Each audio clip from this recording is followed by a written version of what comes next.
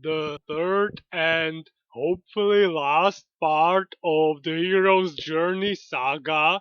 And now I'm just going to go over a few more examples. There are two where I think the initial stage of mud crawling never really ends. Something I've only noticed now when I'm actually approaching the theme. Belgarion, a character written by David Eddings, and Simeon by Ted Williams. I think those are the pinnacle examples of a protagonist that is led around the setting by the circumstances and the characters around them who all know well everything, and it never really moves forward from that notion, especially in Belgariad's case, where there is a second saga directly following the first one, and Belgarion still feels like the same character. The clueless stage of the hero's development just feels like it stretches to the infinity and beyond. Then, on the other hand, there is a character that I think goes through huge development over the many stories told by many different authors, but the character's journey doesn't feel, how should I put this, grating to me. And that is Conan, a character that is able to learn by himself and occasionally overcome situations without anyone's help. Obviously, not all iterations of him by all authors, and of course, that he learns from others. He receives help quite a lot from many different characters, more skilled than him in many things, but it's the proportions. And even in the stories where he is sent on some quest by outside powers, he is steered by others in certain direction, he still remains in control over his own future and present, and also he still has his own agenda and quite often foils the plans of those attempting to use him, because that's just what he is, a barbarian warrior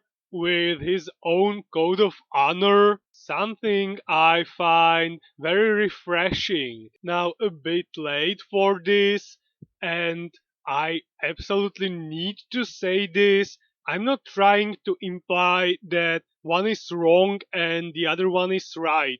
I would never do that because I don't have the qualifications to do so. The two writers that I've mentioned first were most probably born better writers than I can ever dream of becoming, but I think that I've made my own preferences clear.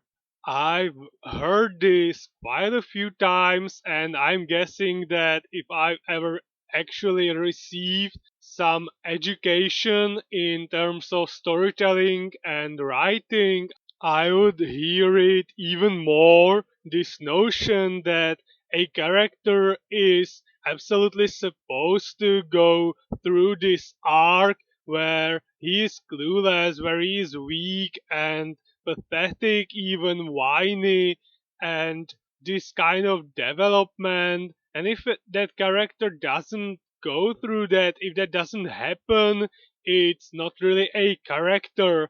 And this sort of uniformity following a guide or a walkthrough when creating a story, I don't want to do that, as I am fine with my protagonist learning partially on his own. I should do the same, not just fill a template.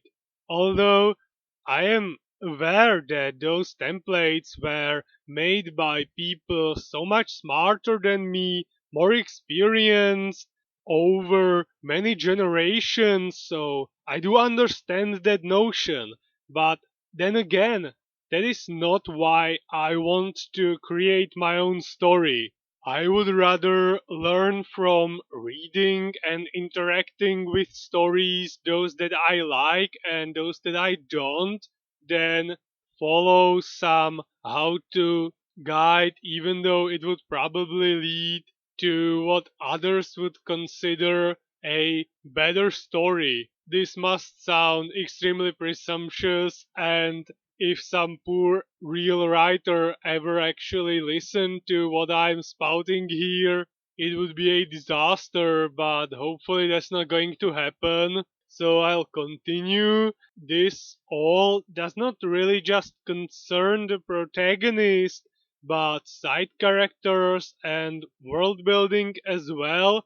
If I'm just following what others came up with, am I even creating and writing my own story?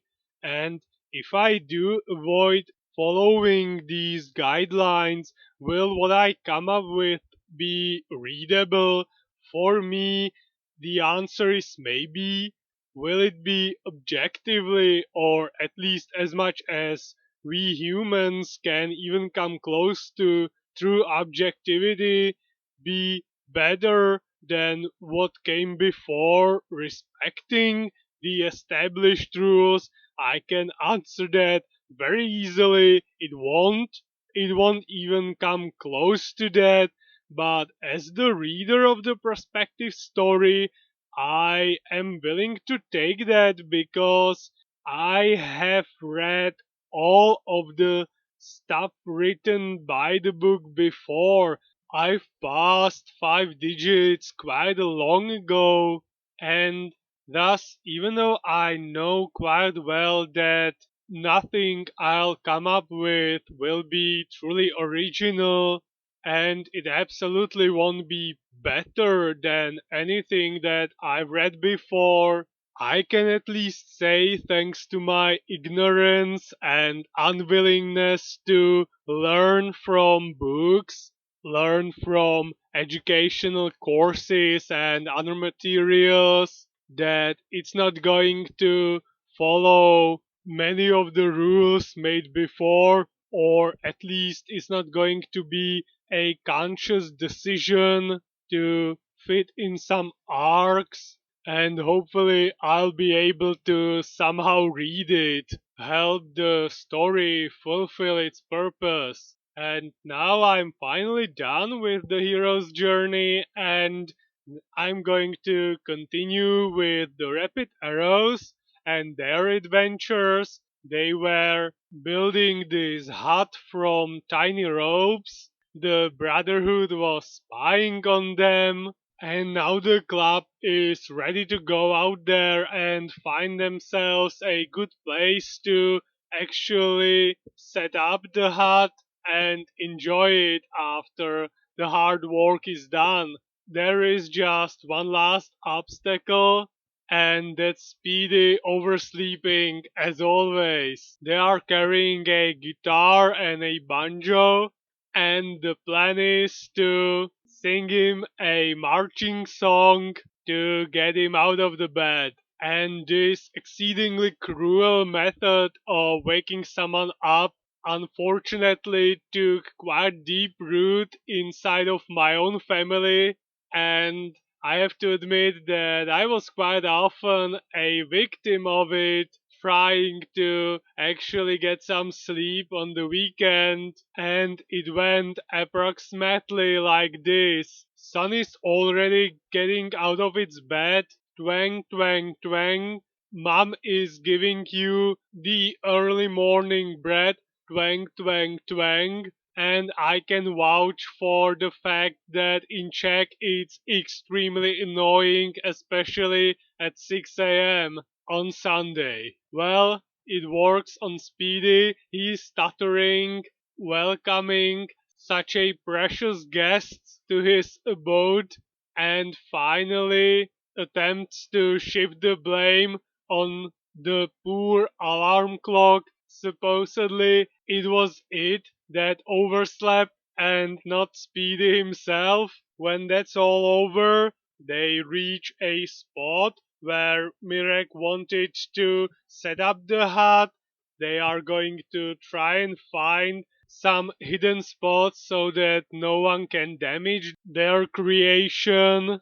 Redcap notices a gorge and there is even a footpath leading somewhere. Speedy has a long rope and is determined to use it, so he wants to upsail down to the gorge using a nearby tree to secure the rope. Mirek finds a safe path not far away and would rather use that since, well, it's safe.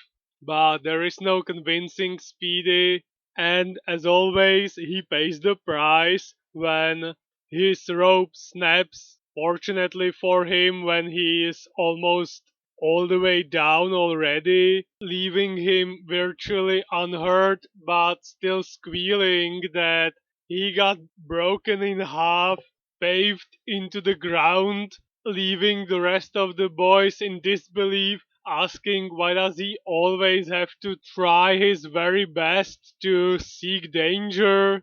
Well, they move on, and Mirek notices that there seem to be some poachers laying traps. Once successful in catching a hare, they are going to bring this one with them to the ranger, where they are going to ask for permission to set up their hut and camp. Meanwhile, Yarka seems to be noticing something suspicious. He thinks that he's hearing noises, and the others are also on the edge. Then something actually moves in the nearby bushes. They walk through them, see no one, but find a great spot for the hut.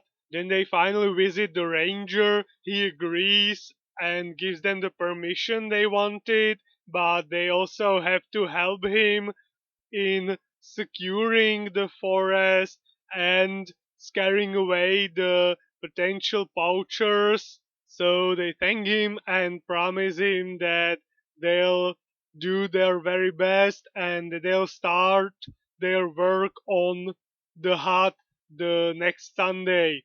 And that's where I'm going to stop. I finally got through the overly long topic of the hero's journey, and now I'm going to hopefully focus more on the rapid arrows and not on the intro part.